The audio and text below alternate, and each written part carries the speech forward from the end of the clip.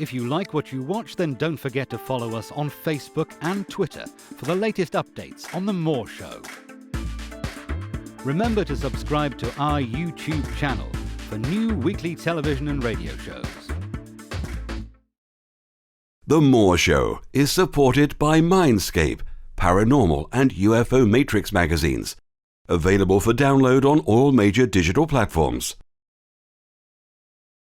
The More Show is in partnership with Ozark Mountain Publishing, taking readers beyond the unexplained.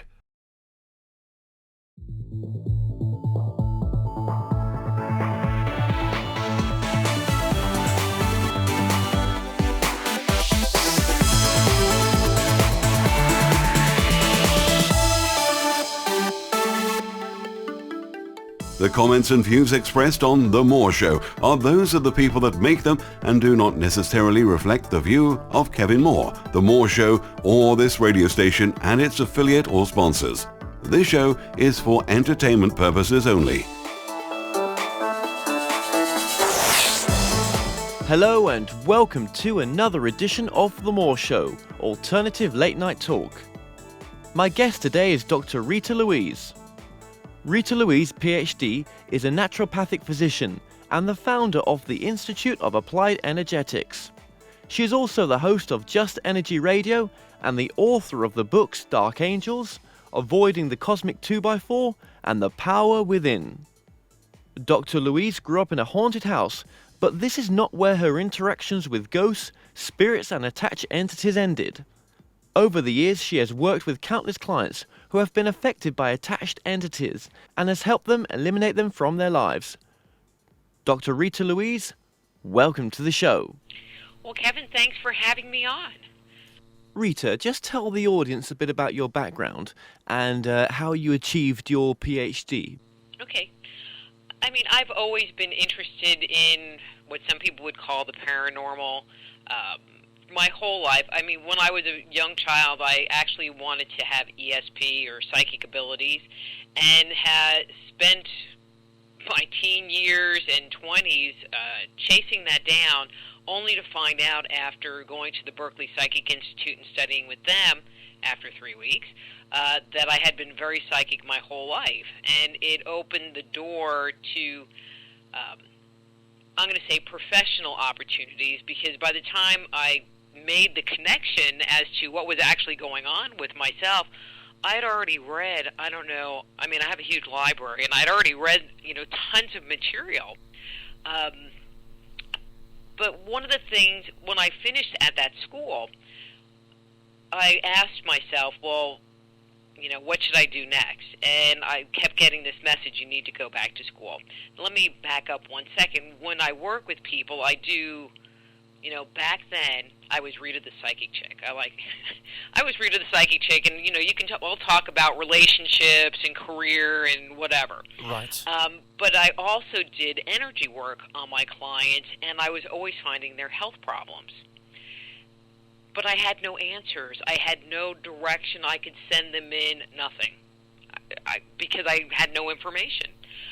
So I would ask myself, what should I do next? And I would keep getting this internal response that said, you need to go back to school, you need to go back to school. And after ignoring it for 3 years, I decided to go back to school and get a degree as a naturopath.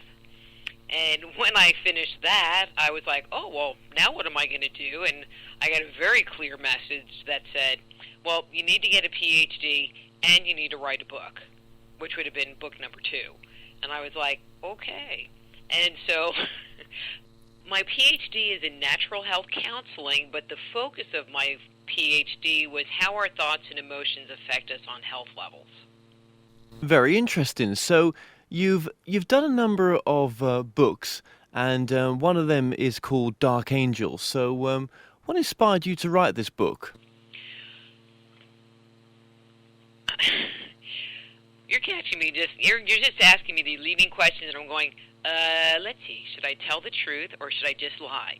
Actually, I was kind of in a lull of business work, and I was going, well, what can I do? And I kind of got this inspiration that I could take information that I I'm going to say, building up regarding my work with ghost hunting groups as well as in my private practice, and maybe do something with it. And I started writing, and it ended up turning into this whole book. And so the book is broken down into 3 basic sections. The first part talks about ghosts and ghost hunting. The second part is devoted entirely to the concept of attached entities. And then the third section of the book is what you can do if you have ghosts or attached entities that are in your life. Well, I've scanned through the book, and it's an interesting book. So let's go straight into it. In your opinion, Rita, what are ghosts? I mean, ghosts, there can be a number of different things. When someone is experiencing, and I'm going to say a haunting, because that's usually where you find ghosts, there's traditionally 1 or 2 things going on. The most common thing that happens is that the person is experiencing something that's called a residual haunting. And a residual haunting, there's actually not a ghost there, because anything in our environment can pick up the energy, it can pick up the vibration of something. For example, someone that does kinesiology, where they hold a ring or they hold your watch and they're able to tell you something about the person it belongs to. It's because that item has picked up the energy vibration of its owner. Well, the same thing with a location. If traditionally someone was found walking up and down a hallway or sitting in a certain chair, etc., their energy can get imprinted on that location, on that item. I've seen items have residual energy, so that it ends up being like a movie. And so from a psychic point of view, when you interact with that kind of energy, it's either like a still shot or it's like a movie. They might walk down the same hall, over and over again. And so I'm sure where you are, there have to be lots of ghost stories in those castles and old churches. And the common denominator that you hear is they're usually found in the same spot. They're in this hallway or on this stairwell. And usually that's because it's residual energy, not really a ghost, just the imprint of that person's energy in that location. The second kind of hauntings would be what's considered an active haunting. And in those situations, there actually is a presence in the location. You can converse with it. It moves around. It doesn't just go in the same place. When you try to interact with it, the word they like to use is it's intelligent. Active, intelligent haunting, because it will actually interact with you. If it's a residual haunting, it's almost like you're invisible. They can't see you. You can learn a lot about them, but there's no interactivity. What I have found is that in a lot of situations when people are experiencing intelligent or active hauntings, there's some kind of a relationship between the hauntee and the haunter. Sometimes it could be Grandma or Aunt Sally that has decided to come for a visit. An old friend, someone that has just crossed over. I mean, having people that have died, as I like to say, gone into the light, come out on the other side, and they decide to come back and visit, is a very common event. And some people get scared. It's like, well, there was somebody standing by my bed. But it doesn't necessarily mean it's a ghost. It could be a family member that's checking in on you. Maybe you've been going through a lot of struggle in your life at that point in time, or you have a child who is challenging at that point, and it might be a family member just looking in. You find situations like this happening, especially weddings, birth of a new child, big family events, big emotional events. You will find family members checking in and kind of hanging out. I suggest to people to send them a place setting, so they can join the party. So would you say that there's the opposite of that as well? I mean, have you investigated negative hauntings as well? Well, one of the other kind of spirit that you can find, so what we're talking about are the good ghosts. These are the good guys. But then there are ones that aren't so nice. And typically what you find is that these spirits have died, but they have not gone through the review process. They have not gone into the light, and they're earthbound.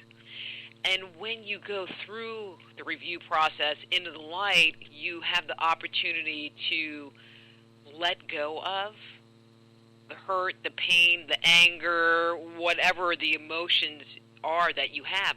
If you don't go through that process, if you are not nice in life, you're still not nice in death. And that's where you start finding the more negative hauntings, is because the person was an alcoholic, they were an abuser, they were cheats or liars, and they're afraid to go into the light. They don't know what's going to happen to them, et cetera, et cetera, et cetera. And so they decide to stay on this plane and live here. So for some of them, it may be a case that they don't, want to face, go towards the light because they're remorseful of what they've done, and they don't feel worthy of it. They're not necessarily very remorseful, but they're scared that they're going to go down there and not upstairs, or that something bad is going to happen to them because they maybe have guilt, but not necessarily remorse. Well, do you believe in a heaven and hell? I mean, I don't believe in a heaven or hell. I believe that we transition our energy into a higher vibration that we traditionally can't see with our physical eyes, and they don't necessarily hang around on planet Earth. I mean, I'm not really 100% sure where they go, but they're not standing around every day. But I think from our narrow perspective here on Earth, I can understand if there's someone who is just that bad, that they would be scared to find out what might possibly happen, especially, people that are on a spiritual path that think they can go into the light don't necessarily believe in just a heaven or hell, and so they're not necessarily that awful a person in the general sense of the word.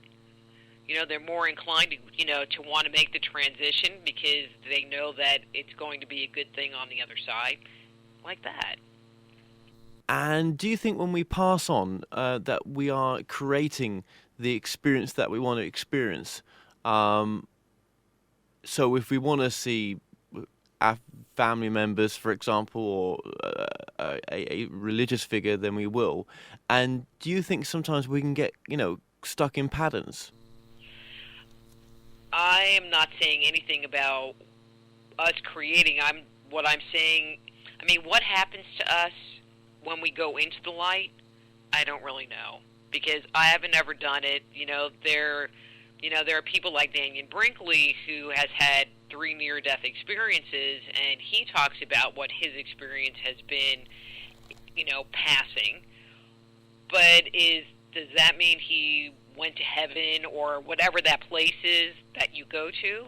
What I'm saying is that there are some people that don't even make it that far, and they end up being stuck.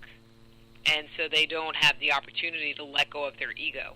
And so they end up hanging around the earth in a very ego-based personality, except they don't have a body anymore. Okay. Now, you've lived in some haunted locations from the research that I've done. Just tell us some stories about those locations that you've lived in. Okay, so, I lived in 2 different haunted locations. One of the places was where we grew up, and in that house, looking back at it in retrospect, we had a residual haunting. There was a man's energy who lived in the basement of our house. It's interesting because I have 7 brothers and sisters, and none of us talked about it, ever. But if you asked any of them, they could all tell you exactly where I called him the dead guy, where the dead guy lived. They could all tell you. No one would go down there. We all had the same strategy for navigating the basement, which we did have to go down into because there was a spare refrigerator and a chest freezer.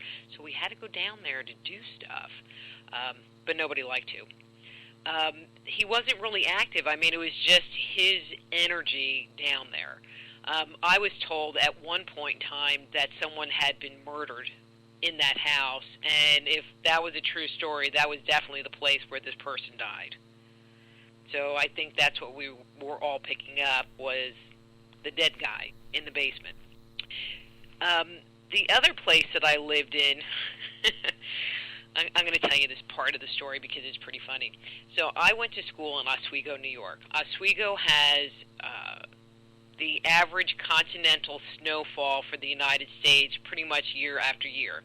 So 13 feet of snow during one winter is not an abnormal amount of snowfall.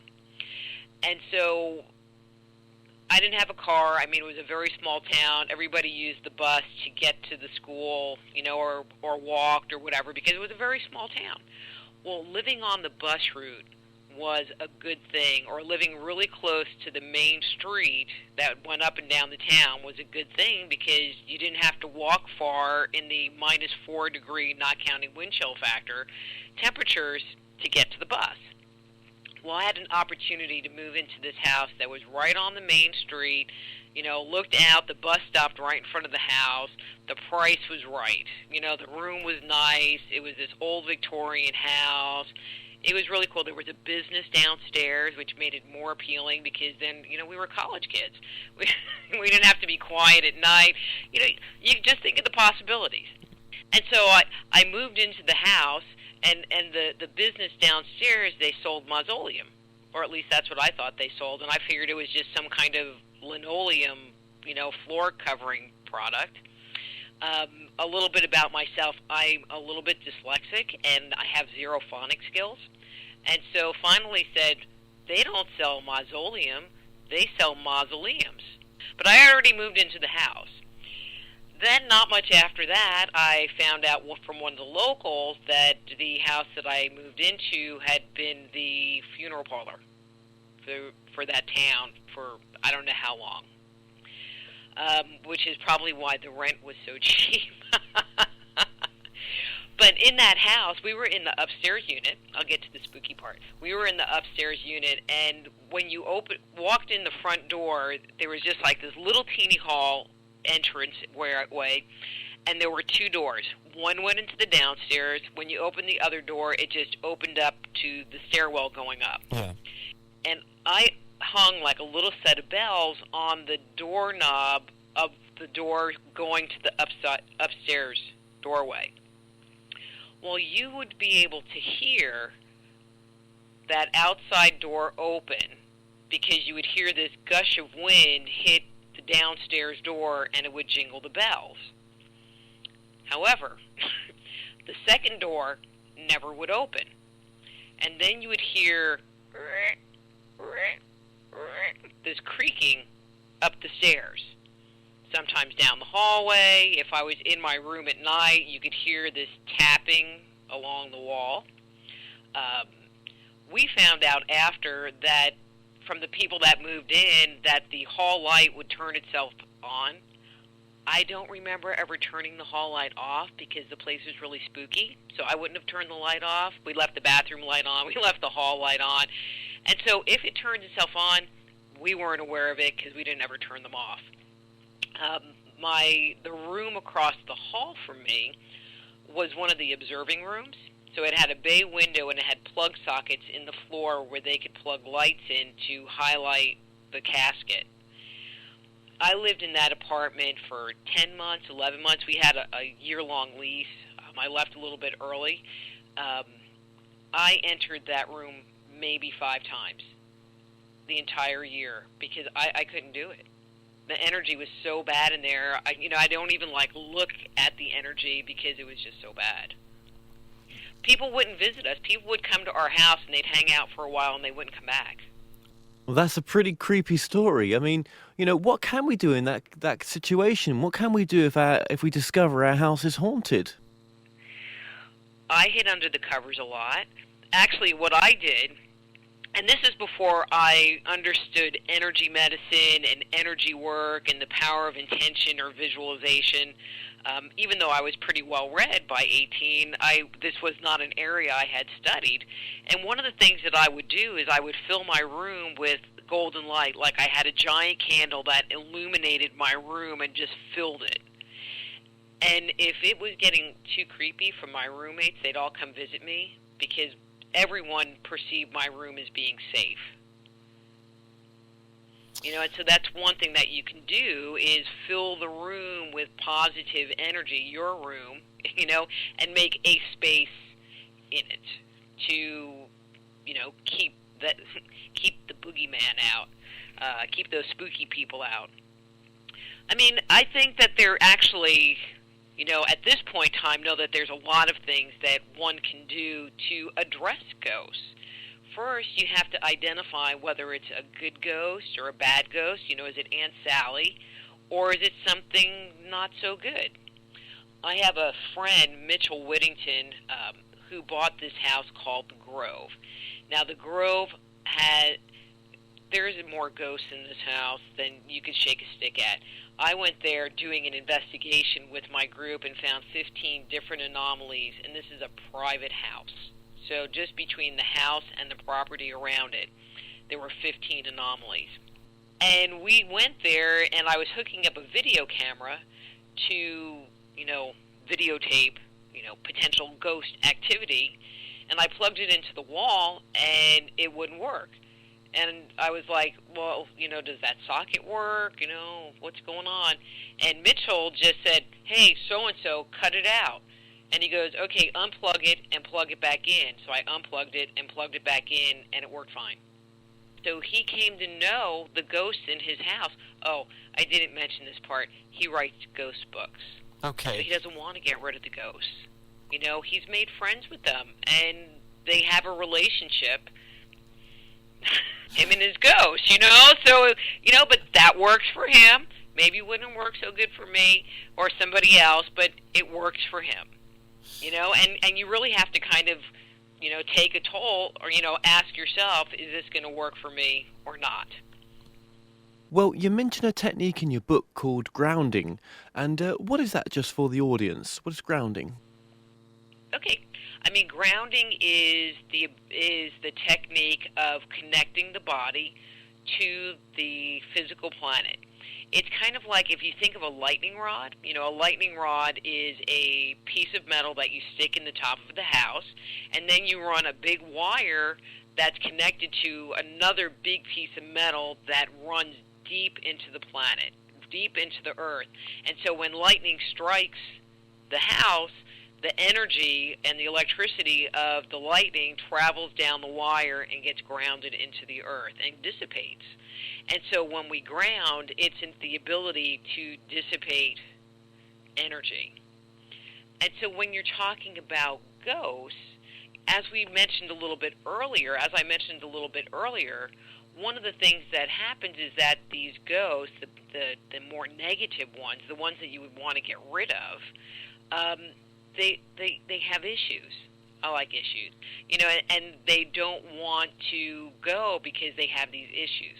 Well, grounding is a very basic energy healing technique, and so I suggest to my clients or people that have ghosts is that you can start grounding the ghost, because it will give the ghost the opportunity to let go of the emotions that he or she's holding on to, and be able to surrender to the situation that they're in and be brave or whatever, and actually step into the light and move forward. It helps get them unstuck. Yes, but what about exorcism then? I mean, is that just used in the most extreme cases? See, I don't get the whole exorcism thing, personally. I mean, I have been working with energy and energy medicine for years, and my observation of healing something or clearing something is to use your intention to create a change in the energetic vibration of the property. Now, I could understand when someone is doing an exorcism just by their own energy and their own vibration, that they could fill the room with a shift in energy. But just like sprinkling holy water around, or just, burning some sage so you can smudge the room, if there's not intention behind it and not the thought of, I am helping you take your next step, I am helping you move on, then I don't get it. Right. And I think someone that is skilled, while they may or may not realize they're using their intention, at moving a spirit out, okay, great, but, I've heard people go into locations and just be like, by the power of Jesus Christ, I remove you, and I'm like, what are you doing? It doesn't make sense to me. Yeah, so the holy water, again, is only as good as the intention behind it, right? Mm-hmm. I mean, because it's just a tool. The holy water, they bless the water, but now you have the thought that this water is now special. Now, not to say that the water doesn't have a changed vibration.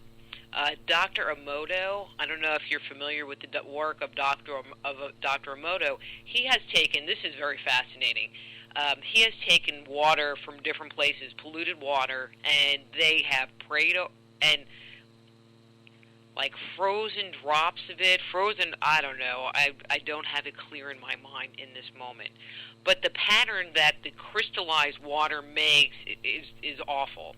But then they pray over the water or project the emotion of love or the emotion of peace, and they turn into these crystalline forms that are beautiful. And so if a true prayer is said over the water, and not just, like blah, blah, blah, blah, blah, but a true prayer is said over the water, Yeah. I could see where there would be a vibrational change to the water as well, and you get a little benefit from that vibrational shift. So if someone that's quite positive enters a location where there's a negative entity, will that entity stay there, or will it move on? What I have found is many times, not every time, but many times, the entity, especially the negative ones, tend to hang out with a person. They're not necessarily tied to a location. I see. Residual energy, the tape recordings, like the ghosts at Gettysburg, or I don't know what there is in England, but I'm sure there are some. Those definitely stay with the location because they're imprinted into the stuff. But the active ones, what I have found is that they typically, although not always, are associated with a person. I've had so many fathers, grandfathers, etc., haunting people, and usually when you start working with them, they're drunks, they're abusers, they whatever. And actually, if you ask the person, they'll say, oh, well, this is the third haunted house I've lived in. It's like, no, you just bring your own ghosts with you. It's not the house, it's you, hon. Well, this is something I wanted to talk to you about. Are some locations susceptible to hauntings more than others because of something that you talk about called a vortex, like there's a sort of energy portal there? Oh, very much so. Because it's kind of like the highway, especially, along ley lines, along water alleys. Vortexes, the same thing. I've had several clients. Actually, I had a woman call in on the radio show. We had an open phone line thing, and was complaining that there were issues with her house. And I asked her, well, she wanted to know what she could do. And she kind of gave me the lay of the land that, they lived on these 1-acre lots and blah, blah, blah, blah, blah. And I said, okay, so if you leave your house and you go to the left and you go over 6 lots, I go, that's the center of a vortex. I go, and you're kind of on the edge of the vortex, but you're still being affected by it. And she goes, okay, that's where the cemetery is. And I said, and then the other issue is that there's underground water running under your property. She goes, yeah, there's a stream.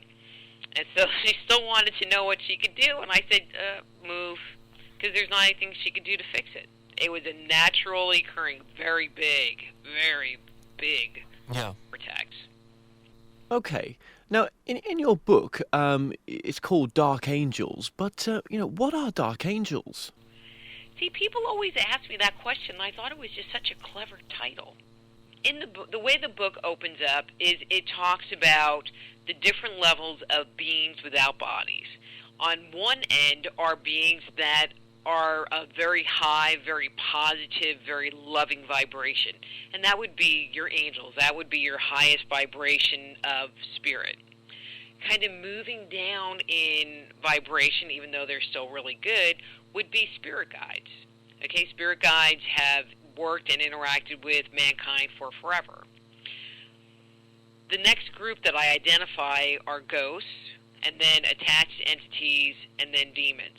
And so when I talk in the book, since I'm relating everything to this matrix of beings without bodies or angels, I start with ghosts and talk about the darker end of the spectrum, even though there are ghosts that are good, but they're not necessarily at a vibrational level of a spirit guide.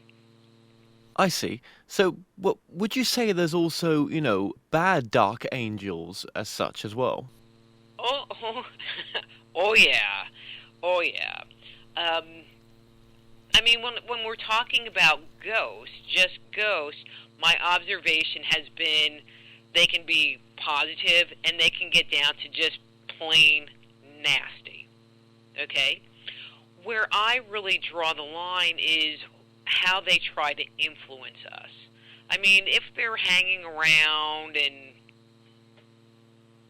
just having bad energy, it's like, well, that's fine. But if they're stepping into our auric field, if they're stepping into our personal space and now controlling and manipulating our thoughts and emotions, I have kind of a problem with that, because now they are being kind of parasitical to us. And when that happens, the person who has the entity in their auric field, the attached entity, they don't know. They don't know the entity is there, and so they just think, oh, these negative thoughts I have, or these feelings that I have, or this compulsion or obsession that I have is me. And I'm doing it because I want to, or I'm telling myself to do it, and they don't realize that there's actually someone else controlling them. Right, so this is what you would call an attached spirit. Correct. Attached entity. An attached entity. So what is that attached entity getting from attaching itself to a living human being? That's a great question. They all kind of want something different. Some of them want to experience a certain emotional vibration. Usually it's one thing that they want to experience. Sometimes it's an emotion, such as terror, paranoia, obsession, fear, invalidation, that's a big one. Victimhood, so the person walks around and feels like a victim. They want to experience those emotions. Why, I don't understand. But they do, or at least they elicit those kind of emotions in the person that they're occupying their space. There are other ones that want to live vicariously through us, so people that have drug and alcohol problems or some kind of an addiction issue, whether it be sex, gambling, etc., they want to experience those feelings, the high or the connection that you get from a sexual encounter, or the adrenaline rush you get from gambling, or the drunk you get from drinking or doing drugs. I mean, they want to have those experiences. In your opinion, Rita, are these entities making any difference to the person they're attaching to? Fortunately, for most cases, I mean, there are cases where an entity will be in a person's auric field 24/7, or pretty close to 24/7. For the majority of people, they will come and go. If the person has indulged in, I'm going to say, addicting behavior, they might stand outside of their auric field and try to entice them.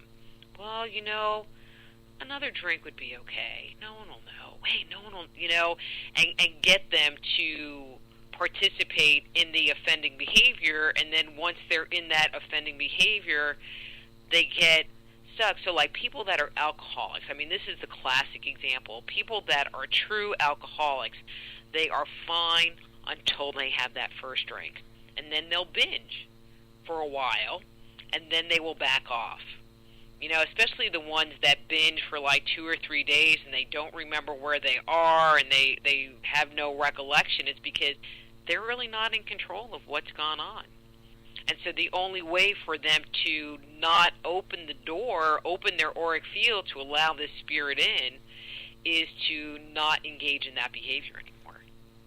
Yes, but do you think that some of these patterns that people have got are just patterns from a past life? No, because there is a clear presence that you can feel and see around the person.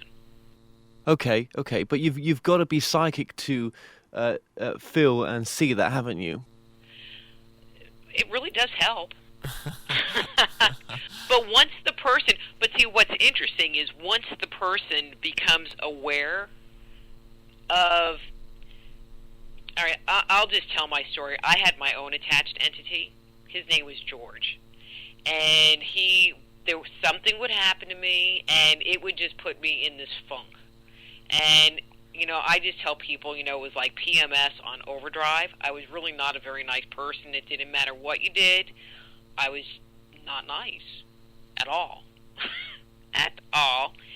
And it would go on for a few days, maybe a week, and then somebody would say something, and poof. Literally, I could feel something changed, or like somebody played some finger symbols or something, and I was back to me again. And I could tell I was back to me again. Somebody would tell a bad joke. So I don't even know what would happen. I understand it better now, but when I was in that period, I really didn't know what would trigger me back. I could tell you what triggered me into it most of the time, but not what triggered me back. But usually it's like you own your space better. You find amusement. Something brings your energy back to a higher level of vibration, because if you're in a good vibration level, they're not feeding off of you anymore, and so you inadvertently kick them out.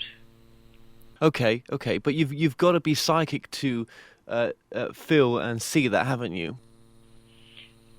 Yeah, well, it's just weird because it is not something prior to this book that I had ever advertised or put out, but I've had so many people come to me that have had that issue and look to get help and guidance of how to get rid of it.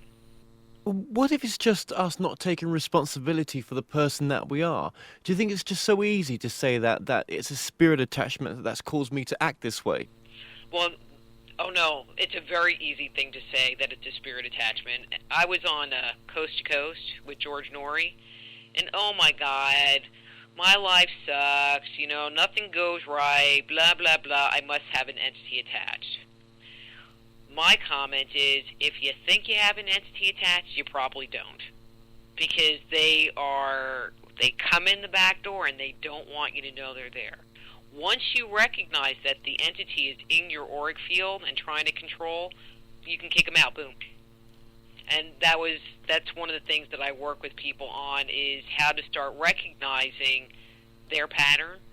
Because when they get into that pattern of the entity in their space, all they have to do is go, oh, the entity's in my space, and you can immediately kick them out. Okay, look, so if you think you've got an attached entity, you can just say to yourself, look, I come from love, I all my actions are my own, I take full responsibility. If there is anything that's around me, please leave now. Well, actually, it's even more simple than that. If you think you have an entity in your space, try to locate where it is and then ask it to go stand in the corner of a room, go sit in a chair, send it to, we have Walmart, send it to the supermarket, send it to the strip mall, and just tell it to go somewhere. Well, what about people that suffer from mental issues? Are some of these sufferers perhaps, walking around with spirit attachments? I mean, have you done research into this? Yes, like I said, I've had so many people come to my office. I've worked with some people that have had obsessive-compulsive disorder and have found there are two different things from a very energetic perspective that can be going on with someone that has an obsessive-compulsive disorder. So if I say chakras, your listeners familiar with that term? Well, just explain what the chakras are, just in case. Okay, so the chakras are energy centers within the body, and their job is to send, receive, and assimilate information from the world around us. And so someone that has an attachment that is creating an obsessive, no. Skip the attachment part. There are some people that their sixth chakra, their third eye, becomes dysfunctional. It's not working correctly, and or their body isn't grounded, or it's a combination of the two. And so they have these thoughts, and the thoughts just whirl around in their head because there's no place for them to go to. Kind of like that lightning rod. It's like there's no way for the thought to leave their body, and so it ends up being like a never-ending do loop in their head, and they can't get rid of it, and so they obsess on it. Because it just whirls around. So that's one type, and I've worked with people that have that issue, and we work much more on an energetic way to ground their body, to help them calm down the processing on mental levels. The other group have entities that might not be in their auric field 24/7, but might be in their auric field a lot. And these ones, it's like, well, what about the stove? Well, what about the refrigerator? Maybe you should turn it off. Well, what if it's still on? Well, did you do this? Well, blah, blah, blah, blah, blah. What about look at those germs on your hands. And they drive them freaking crazy. Because, they just keep talking to them and talking to them and talking to them, because their thoughts you think are your thoughts. And so, it's a lot less common than the other, but it is something that does happen. But, helping the person move the entity out of their space gives them an opportunity to experience some relief in their lives. So these people think they're having their own thoughts, but these actual thoughts they're having are projected from the entity that's attached. Correct. And let me even give it a different little spin on it. Our auric field is our personal space. And so when things enter our personal space, whether it's an entity, whether it's a vibration from someone else, we typically make the assumption that it's ours. So if we are working, this is a very common example, we find ourselves trying to solve a problem. And we're running around trying to figure out the answer or resolve an issue, but sometimes we stop and think, it's like, this isn't even my problem in the first place, and so even if I found an answer, it's really not my answer to find. And it's because the energy of the problem was put into our auric field, and we assume because it's in our auric field that it's our problem. So in the same way, this entity can enter into our auric field, and now we make the assumption that his thoughts, his emotions, his vibration is ours.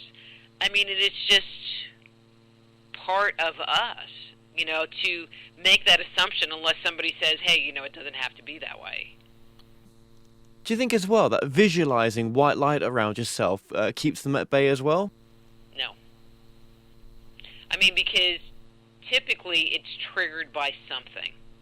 It's triggered by an emotion, it is triggered by something. With the alcoholic, it is triggered by that first drink, etc. So putting the white light around you doesn't fix anything. Okay. Because, it's kind of like, are you familiar with like the 1960s Batman TV show where Commissioner Gordon had the bat phone and had that one giant button in the middle? Yeah. I mean, it's kind of like something happens to us that triggers an emotion. And when that, so we're hurt. And so when we're hurt, it's kind of like we push that button, and that button calls up the entity and lets it come into our space. So there is something that happens and a reaction, and that opens the door. So can you have multiple attachments as well? Yes, you can. I mean, I've worked with some people that have had multiple attachments. It is not the most common thing, but it does happen. Usually the person has opened the door to one by whatever reason, and the other ones just kind of come in too. And over time, it's like they build freeways and highways in and out so that they don't even have to open the door. They can be there 24/7, and that's when you start moving into some of the more mental disorders.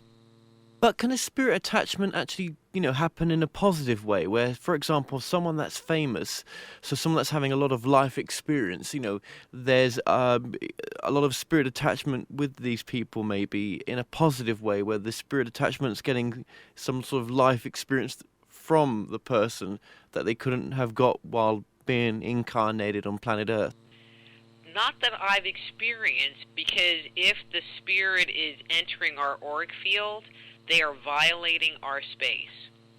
And that's why I give them a more negative classification, even over a ghost who is creating a poltergeist type activity. Because our space is our space, and they tend to try to do things around the back door. And they're hiding, and they're manipulative. And so they're never good. I've never met an attached entity that was good. And is that right, Rita, from reading your book, that children can have attached entities on them as well? It's not that children can become attached. It's that one of the most common places for an entity to become attached is with a child.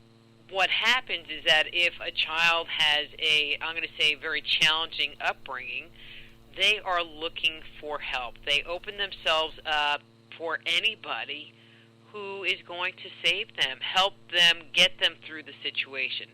And it can create a very dysfunctional situation, because now this young person might display the emotion of anger. They might display the emotion of I don't care, which is coming from the entity. So the entity is kind of propping them up on one level, but then sucking them dry on a different level. Yeah. And so it helps them to survive the situation, so it's good in that way, that they don't go crazy. But as they get older and, want to improve themselves, it can become a challenge and an obstacle that they need to deal with later on in life. And is the word spirit attachment, is that quite a modern word? Or can you reference that to other religions as well? Oh, much more than that. If you talk to someone who comes out of a more, I'm going to say, traditional Christian upbringing, they would say that a spiritual attachment is actually the person being possessed. I saved that P word for someone that is manifesting a full-blown possession, such as, like Reagan from The Exorcist. I mean, that was a full-blown possession, where this is more, I'm going to say, intermediate. They come in, they hang around for a while, and they leave again. Not too far away, but at least they're, not right there. Yeah. And so that's why, I separate them out, but in some traditions, they consider that a possession. And so, and I don't necessarily disagree. It's just a semantic issue. And so possession has been around for millennia, the concept. Also in your book, Rita, you talk about alien entities. Now, just tell us a bit more about this. Aliens. I have worked with people who have had entities that may or may not be in their auric field, but they did not take on corporeal form. Or no, skip that. None of them take on corporeal form. Wrong word. Cancel. They do not take on humanoid form. And so when you look at them, they might look kind of human-like, maybe, or not. One example is I had a client who had this being, and actually she was one of my multiple entity people, but the meanest one she had, and I'm just saying that from our human perspective, was what I called the devil guy, because he had a humanoid form, so he had 2 arms and 2 legs and a head, except his body was just like covered in this flame kind of thing. It was really bizarre. But when you're communicating with these beings, it's like they don't understand what it's like to be human. They don't understand our morals. They don't understand our values. So you could take someone from ancient Egypt 5,000 years ago, and we still would be able to find common ground because there's still the base understanding of what it's like to be human on planet Earth. But if you came from, and I'm just throwing this name out there, Alpha Centauri or wherever, I don't really care, that base understanding would not be the same. And so when they interact with us, it's, one, very hard to read them because there's no common denominator. They don't emote feelings in the same way. I mean, it's just very complicated. But what was really neat about this case, when working with her, because I kept trying to get him to go or at least find out what he wanted, but I really couldn't understand. And so I was just really working on him, grounding him, doing some energy work on him. I thought, well, maybe that would get him to go. And he kept making this, all I could get was, I want her to go, and I want her to come now. And I'm like, what do you mean you want her to go? He wanted her to go with him. And so then I'm kind of dialoguing. I'm like, but, she's here. She has this body, so she's busy, and she can't go.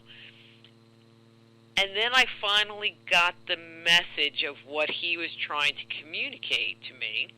And I asked my client, have you ever tried to commit suicide? And she said, yes, twice. That's the kind of control these things can have. Yeah, well, okay, that would make sense. But, another subject I want to touch on your work is demons. And what research have you done into demons? I mean, they kind of go along with the alien entities, because they don't usually take on corporeal form. And, what I classified demons as were entities that actually entered into the physical body. And so somebody might call it something else. My observation, I don't have a lot of experience in this because this is one of the most rare situation that can happen. But it is a non-humanoid being that actually enters into the physical body and tries to control the body from inside. So not just from the auric field, but literally from inside the physical body, which obviously puts it into my worst category of spirit. Now, Rita, you'd class yourself as a soul healer, but what is a soul healer? Well, I mean, one of the things that I help people do is to identify where they're stuck, whether it's on physical, emotional, or spiritual levels. And I help people to identify what thoughts, beliefs, and emotions are keeping them trapped in patterns of, and I'm going to just say in a very generic way, ill health. And so when I work with them, one of the things I try to do is to look at them as spirit, them as soul, to identify what do they want, what is going on with them in a very deep way, and being able to tap into or connect with someone on a soul-to-soul level is, it is just a very deep place It's kind of hard to explain. Well, your work is so varied, but you do have your own online radio show as well, don't you? I do. It's called Just Energy Radio, and it airs live on Fridays from 2 to 4 p.m. I'm going to say Central Standard Time. That would be in the U.S., but it has almost 5 years' worth of archives on the site that are all MP3 files that can be downloaded. And then in the last, less than 6 months, last maybe 3 months, we've actually been YouTubing the shows. So they're also available on YouTube. You touch on so many different subjects. There's not many subjects that you don't cover. No, I like to think of it as alternative thought, so we cover everything from alternative health through UFOs and everything in between. And I like exposing my listeners to new ideas that they maybe have never heard anything about. You know, one of the weird ones that we've done a couple of shows on has been voodoo. You know, because so many people are afraid of it and don't really understand what it's about. You know, or different healing therapies, or just stuff that they haven't heard about, just to expose them to the possibility of having it in their lives. And Rita, with the healing that you do, you're very much into the use of intention in the healing process. Yes, sir. You know, because I believe that when we get sick, there is a psychospiritual, so there is a belief and an emotion that is keeping the health concern locked in place. And so I spend a lot of time helping my clients to identify what those are and then use the energy medicine to help shift them or move them so that they can let go of them and experience healing in their lives. Well, Rita, we're getting to the end of the show here right now, so where can people find out more information about you? Sure. They can go to my primary website, which is soulhealer.com. That's SOULHEALER.com. That's soulhealer.com. And from that site, they can access the radio show, any books that I've written, like we talked about Dark Angels, An Insider's Guide to Ghost Spirits and Attached Entities today, and the other 2 books that I've written, as well as a ton of articles that are all free. We do like free, and Rita, thank you so much for joining us today. It's been a complete pleasure. Thank you, Kevin. Thanks for having me. Bye, everybody. Well, we've come to an end on tonight's show. Don't forget you can listen and watch all our past interviews on the More Show's official YouTube channel. Remember to subscribe to our YouTube channel for new daily shows. You may also find out more on all past and upcoming guests on the show via themoreshow.co.uk. Do like us on Facebook for the latest updates. So until next time, be safe.